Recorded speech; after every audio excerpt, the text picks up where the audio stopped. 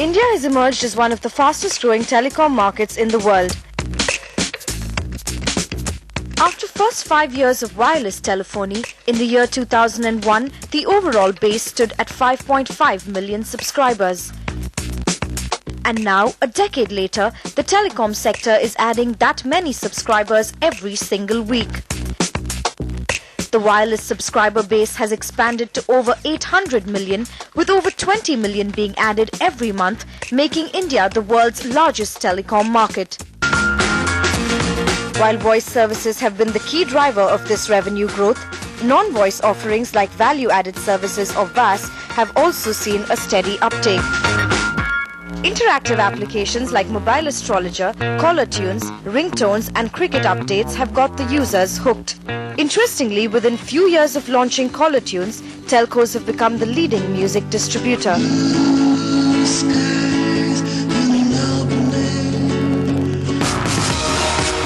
Telcos are expecting non-voice offerings to contribute substantially to overall revenues. Already, industry players like Idea and Bharti Airtel have seen the share of non-voice revenues jump to over 13 to 15% from single digits a few years ago. Non-voice revenues are critical for telcos batting falling average revenue per user or ARPUs, chasing new customers in less lucrative markets and rolling out extensive network in rural circles. In the US, non-voice services account for 30% of the overall revenues, while in China and Japan its share is put at 27%. India is expected to reflect similar trends. According to Aegis Lead Cap Research and Consulting, a telecom research institute, the share of non-voice revenues will rise to 40% by 2016 from 10% currently. We caught up with an esteemed set of panelists to get a deeper insight into how the future of telecom is being transformed by a raft of non-voice innovations and strategies. Hello and welcome to a special series that we are launching today called the Telecom Innovation Series, and the first of the episodes is about the future of telecom, how it's going far, far beyond voice. And who better to ask and answer those questions than the panel that I have today. Marten Pieter is head of Vodafone in India, Himanshu Kapania, head of Idea, and Ronnie Screwvala from UTV Software. Gentlemen, thank you so much for joining me. Marten, there's some staggering numbers doing the rounds on the potential of what the non-voice part of telecom can actually get players like you. What is your initial assessment of how things are panning out? Well, it's clear that already in other Asian markets which have developed earlier in terms of the data market, as we call it, that numbers up to 35-40% of their revenue is now in data revenues, and we are far away from that. We're growing very fast, but it means that there is a huge potential out there, which in India is a kind of low-hanging fruit, which we need to harvest. Right. But as we go into 2011, it's a great time to talk about this because, you know, a lot of developments have happened which are facilitating this whole move to non-voice and the data side. But as we move towards the new year, the new financial year, do you think it's actually paying off? Because a lot of money and a lot of effort has been put into it, right? Yeah, well, I think for the operators who went now into the 3G journey, they had to pay a heavy entry ticket, that's clear. This is a long journey, you know. You need to develop habits of customers, and that's the challenge we have now. The technology is there, a lot of the content is there, but now we need to find ways to get to the consumer and to also customize that content for the Indian customer. We'll talk about all of that, but Himanshu, is it going to be a game changer for all of you? Is it something that was inevitable and something that was essential? Because a lot of you were facing a problem where the voice part of it was not getting you the revenues that you wanted because of the hyper competition that all of you have been complaining about. I think you are absolutely right. We all know that while the subscriber additions has been at a ferocious pace, and we're almost at 20 million subscribers getting added, but counterintuitively, the overall voice revenue per se has been growing slower than GDP. So it is quite essential for all operators now to focus all their energies to build non-voice revenue. And what best to be able to do is to take a benchmark approach, what has happened in similar countries, similar economic countries like China. China in 2004 was around the same value-added services ratios of around 10 to 12%, which India is today. And in the last 6 to 7 years, it has moved up to 30%. So I think we have to draw these experiences from that, and we have to, as operators, work with content providers and application providers, now that the ecosystem is really building, to be able to up the revenues from the non-voice side. Ronnie, in India, when you have a new launch of, a new technology, a new space, there's a lot of hype normally associated with it. Of course, because of the competition, there's also been a lot of marketing muscle that has gone behind it. But as a content provider, who's been one of the first to actually adapt and, adopt this change, how do you see it panning out? What are the initial assessments that you I think the first one is going to be comprehension. I think people need to understand that. The 3G is just number one alphabet to most people. And I think comprehension of that, what that really means, whether it's the technology part or the content consumption part, till they actually consume that, I don't think they're going to be able to figure out what that is. And I think, therefore, one needs to really focus on some very, very key offerings and let as large an audience consume that at a particular part. Of course, there's going to be a challenge of how to monetize that, but I think that is secondary to the consumer experience in the beginning, because you're not going to be able to monetize it. And I think in India, we do stand the risk that because, and I know China is an interesting market for us to study, but China's internet penetration is huge in the last 5 years, which happened here, which hasn't happened here. So if most people look at 3G to consume the net, and net is driven by advertising model and not subscription model, you can be lost. And once you lose that momentum to get subscribers to pay, getting them back to consume something and pay for it is going to be a big problem. And I think we've got to be able to watch out for both those ingredients. So, Marten, it's amazing, we're not an internet consuming country, but we're a very mobile heavy country, if the numbers are anything to go by. So is the paradigm going to change in the way the mobile is used with the kind of value added services that are going to be available? Are we going to leapfrog into a different level? Yeah, I think for sure this technology will push India into a leapfrog. Because what we've seen, of course, in more mature markets, in more developed markets, is that it's always replacing something. It is replacing the fixed line internet connection. It's replacing something that people were already used to. And in India, with a very low internet penetration, actually even a low number of people who use the internet anyhow, there's a huge opportunity with the fantastic penetration of mobiles to indeed leapfrog there. But the issue will be indeed to find relevant content for these people, because we are dealing with many languages here. We're dealing with people that are not all literate. So we have some specific challenges, but I think there's a huge opportunity to use this medium, this new technology, which is actually a medium, to really drive development of certain services. Let me just give you one example. Vodafone in Kenya has been very successful with mobile payments, as you might know. There's a system called M-Pesa, and that has taken up enormously, which means that suddenly people have a very relevant service to do small payments via their mobiles, which is suddenly possible, which wasn't possible in the past. I think we need to find those kind of relevant services. And I think the good part about mobile is going to be it's a much more visual and an audio-friendly one, which for India, given languages and given education levels, Internet is mostly viewed here as a mostly text method, and therefore has a different challenge. Sure. But what is also interesting from a content developer's point of view is that there's so many, it's so varied, the market. I don't think one kind of content is going to fit all. Everything is going to depend on which market and very often which individual you're going to get into. So what are the challenges for a content provider? Those are all opportunities. I don't see them as challenges. I really see them as opportunities, because firstly you're looking at different demographics. I think, and the Indian population here, if you look at that, is much more a hexagon than because the youth, actually, there's that whole sphere that is a very unique one. If we can just look at that core audience, not anywhere in the world have you got that mass at that middle level that you can do. So that's a demographic that you can hit. If you break that with languages, I think you've got your formula of what you think is the content offering.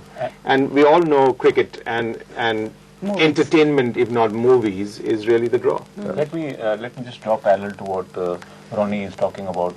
I think the sweet spot for India is this age bracket of demographics between 15 to 45.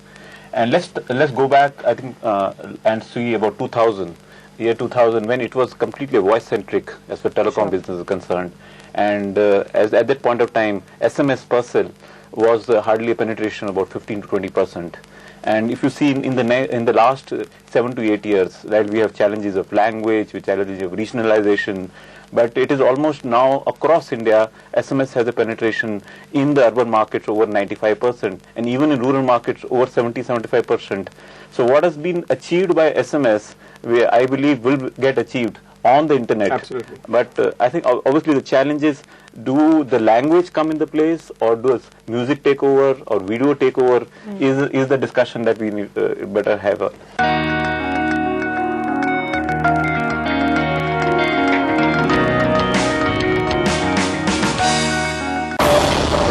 As India's economy grows rapidly, do we have the infrastructure to back it up?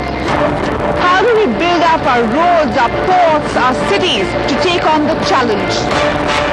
Join us on Building India, a series that looks at the biggest infrastructure projects that could be game changers for India as we go ahead.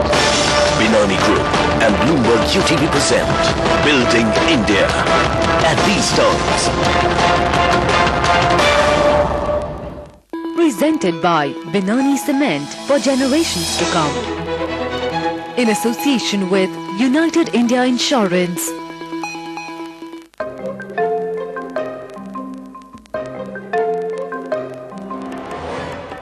In today's environment, where competition is non-stop and threats can appear out of nowhere, Accenture can help put your organization in shape to compete. So instead of merely surviving challenges, you can meet them head-on. Accenture Consulting Technology Outsourcing. High performance delivered. Loud. Why'd you marry it? I'm not scared of you. Scandalous. You call it, you sit there and you sleep with him. Brash. Nasty. Oh, God, let me out. Uncontrollable and uncensored. What's going on? Meet the man who makes your television too hot to handle. The Jerry Springer Show. Monday to Thursday, 11 p.m. Only on Spark. So we get engaged tomorrow? But I hardly know you. Let's go somewhere, a place for you and I don't need no cares, I don't need no worries. I just want to share my feelings and my memories. Get unlimited internet for a day at 96 rupees and change your world. Just dongle with MTS M-Blaze.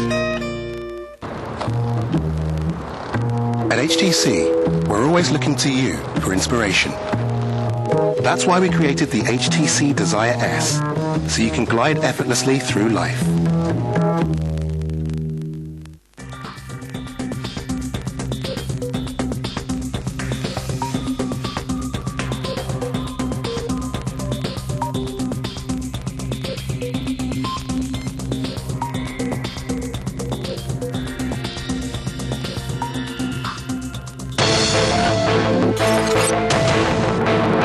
We are extremely happy and extremely unhappy about Logan Experience. We did not succeed in selling jointly with Mahindra the quantity of cars we wanted. So what were the lessons learned from a brand point of view after Logan, you think? You know, in terms of brand, the real brand is starting now.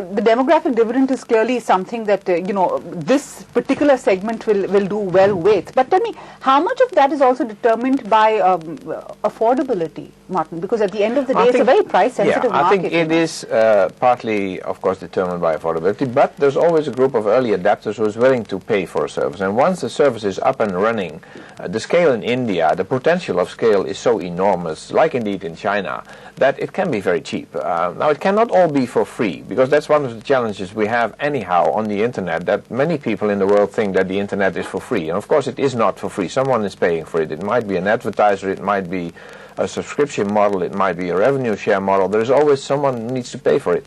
And I think we have existing models in the world that have proven to be working. So I don't really see the issue there. The issue is more to find relevant content, because once it is relevant, a consumer is willing to pay for it.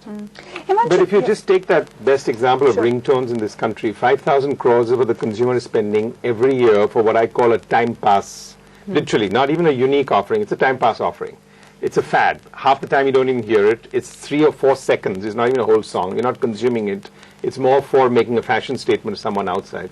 And 5,000 crores are being spent. Now, if you can have 10 such ideas, it's a 50,000 crore market. Yeah, but I mean, the numbers are staggering, Ronnie, but does it also indicate that there is a unique quotient to the Indian market where you'll probably see new kind of permutations and combinations emerging, and maybe we can't look at other markets straight away? I think we can draw parallels, but I think India will always be a unique market. For everything that we've done, whether it's broadcasting, cable, movies, radio, etc., it's always been a unique market and an offering. And I think to that extent it will be. So you'll draw parallels with other developing countries, but the content offering will be extremely unique. Marten, which is interesting because, I know you made the point that the biggest problem in India is not being the willingness of paying for it is not there. I mean, people don't want to pay for what they get. They want to get it free.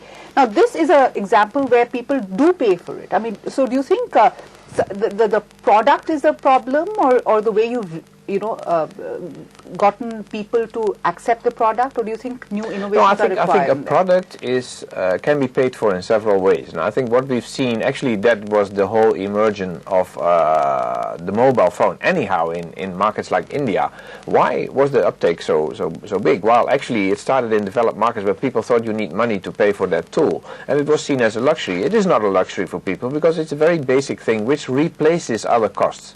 Now, I think that's the same thing with services. If you can create services, more serious services than I'm now talking about, not only, let's say, the entertainment or the sports, but let's talk about the government. If the government would be serious about e-government and it would do a lot more services via the net and via the mobile, then suddenly it would probably save people traveling to villages, to towns, filling out forms, all these kind of things that also will cost time and money. So the moment it replaces something that is already costing money, then of course you're willing to spend money on it. But apart from that, people are willing to spend money. The ringtones example is a very good example, but people are willing to spend money on sports and on entertainment. That's everywhere in the world. The utility value, Himanshu, very often what happens is the moment you say about, revenue beyond voice, you're looking at, the mental perception is a more high-end market where people have the disposable income to go in for value-added services, etc. What's your own experience been, and how do you see the beyond voice kind of revenue come in from the larger Indian hinterland?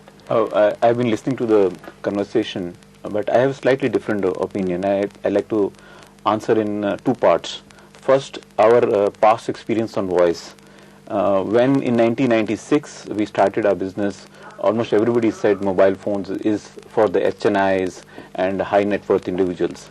And Indian telecom operators has converted it and created a business model which is unique around the world.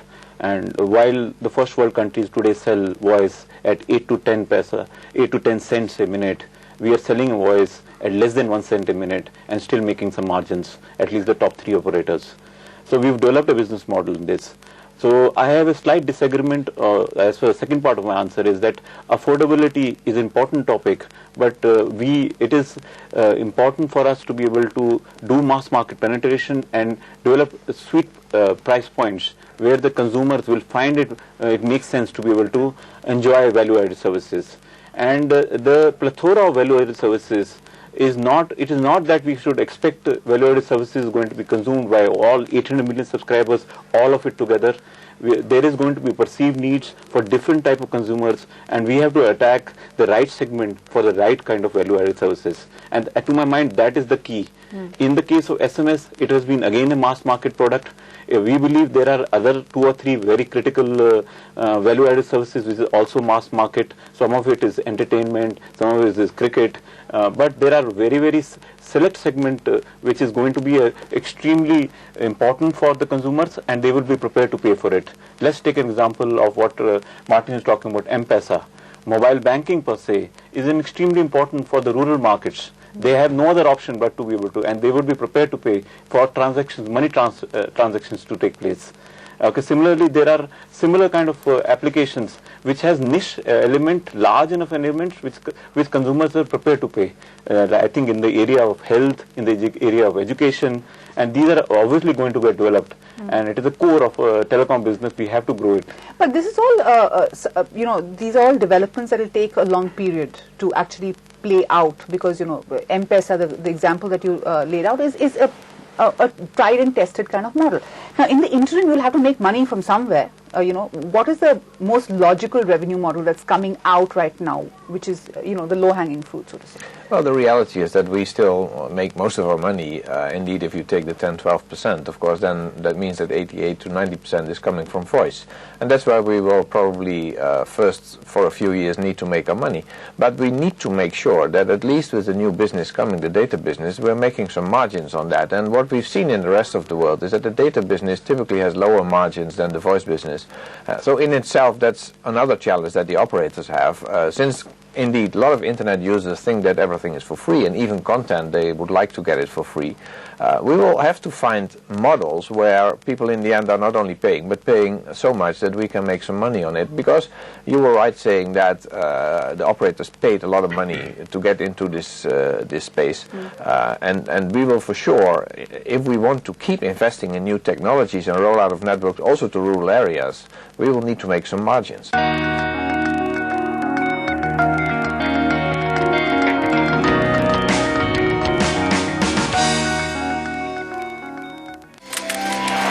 Get the power of smart data in action with the Bloomberg Edge. Powered by the Bloomberg Terminal, stay on top of the most essential business news of the day. The key insights that'll boost your portfolio, unmatched analytics and intelligence. Take stock of the most searched news on the terminal. Get a roundup of the movers and shakers of the day. Get the Bloomberg Edge through the day, only on Bloomberg UTV.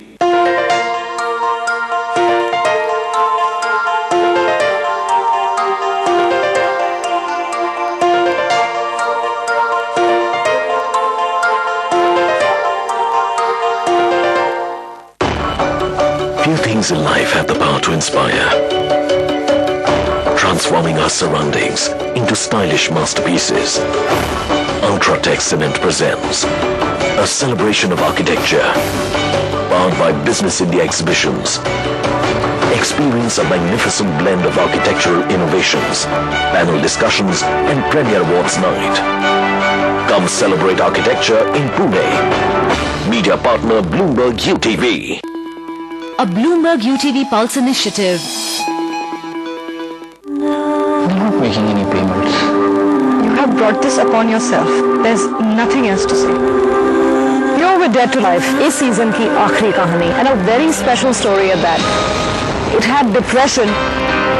It had personal relationships gone wrong. And of course, there was debt. The outstanding amount is over 8 lakh rupees. और यहाँ से इनकी problem शुरू होती है. An initiative supported by ARMS, a division of ARCIL. A Bloomberg UTV Pulse initiative.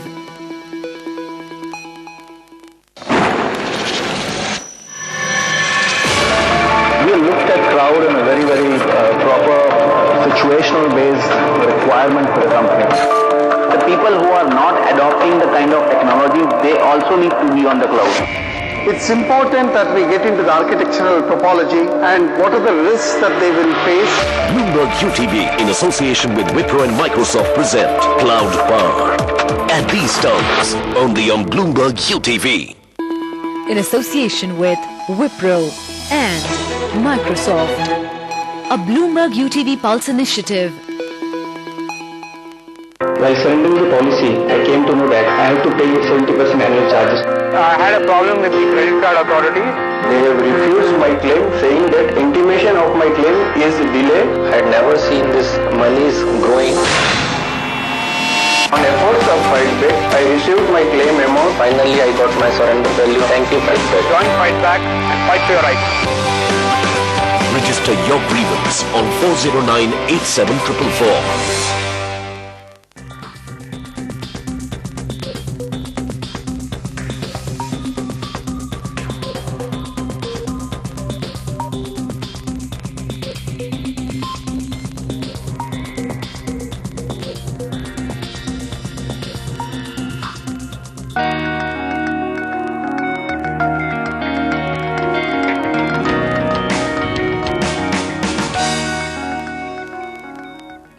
your standpoint, Ronnie, you've got a business straddling various screens, if I can use that term. How big is this going to be? I mean, how big are you betting on the content side, on 3G, on the value-added services? And for content developers like you, then does this become a very important, stepping stone for the future, where you'll have to work with service providers like Vodafone, Idea, etc.? So my short answer is very important, and I think the key is, actually, I don't think it will take that much time if all people realize and put this as a priority. I think at this point in time, it's a little bit of a scattered approach.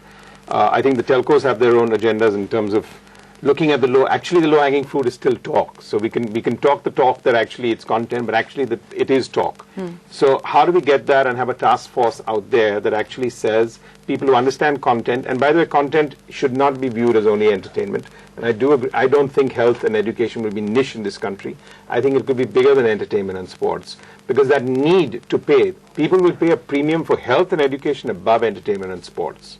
And in that context, so they don't need to be niches. If we just take these 4 squares and look at the optimization, and if we can have a business plan that is actually 50,000 crores in 2 years is the potential, we'll have everybody's interest on the table. Nobody will look at this as a 5-year plan. They'll look at it as a 2-year plan. So I think we need to crash the timelines. I think both parties need to sit across and have task force that say, if it's 50,000 crores, we'll put this kind of resource on the table. But if we can't spot that right now, we won't.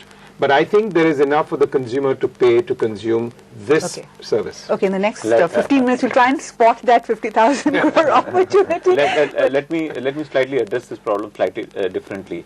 For the telecom operators, okay, where the margins are completely thinning out, it's true that voices will continue to grow and there'll be a little more adoption. Another 200 to 300 million subscribers will come in. But the fact of the matter is that very large investments are going on, and it is almost essential for telecom operators to be able to develop a new incremental source of revenue. So we have to make this market a success. And there are multiple cases. That's why I come back to the benchmark of other countries, and we have to make it a success. And I believe why it is the opportune time for it to make success. First and foremost, the rollout 3G is happening, which means that the consumer experience on services is going to be of a dramatically different nature. That's one big area. The second is smartphone market and the devices per se, which has almost taken almost 10 years for it to develop, has now reached a stage when there is a plethora of devices available and available at price points which make sense to consumers to adopt. Sure. And third, very large component which is getting missed out is that India has got 750 million handsets today, and it is going to go through replacement cycle. And a very large replacement cycle is going to take place, just like there was a period when we used to have Vespa scooters and Labrettas, and we've forgotten that period that existed. Right. The same is going to happen to the mobile phones, 2G mobile phones. All of this is going to get upgraded to 3G. They will have inbuilt applications built into it, which will actually encourage customers to be able to experiment and get into the non-voice space. I'm going to get a cynic's view in on this. Great, all of this is possible with, of course, the coming together of all the players. But one could also argue, Himanshu, that for the longest time we've had all the access through video conferencing, through various methods, to satellite links, etc. But we've not really seen education go beyond the physical need and the physical infrastructure needed. We've seen it only in small pockets. What makes you so confident that you can actually take that leap because of the mobile, telephony penetration that you have? In a mass market product, I think the whole ecosystem has to come together in entirety. You can't have one player which is going ahead. Sure. That is what has been the experience in Europe, that they launched 3G in 2002, but it is only now that in the last 3 years that there is a dramatic shift in the adoption of the 3G. Now today, in the first 8 years, 3G adoption was